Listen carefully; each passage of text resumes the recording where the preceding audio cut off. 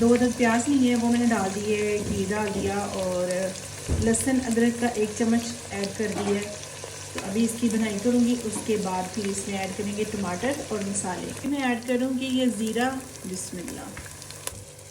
ये अभी मैं ऐड करूँगी 1 चम्मच रेड मिर्च, 1 चम्मच धनिया, 1 चम्मच है ये हल्दी, आधा चम्मच मसाला और 1 चम्मच रेड चिली। बिस्मिल्लाह दी बरकत। मैं अभी ऐड करूँगी ये गाइस मटर और आलू। बिस्मिल्लाह दी बरकत। गाइस अभी मैं ऐड करने लगी हूँ पानी। बिस्मिल्लाह दी बरकत।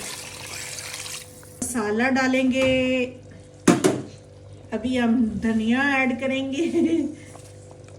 देखें, सब्सक्राइब लाइक शेयर ज़रूर कीजिएगा। अपना ख्याल रखिएगा। कल मिलते हैं नई वीडियो के साथ।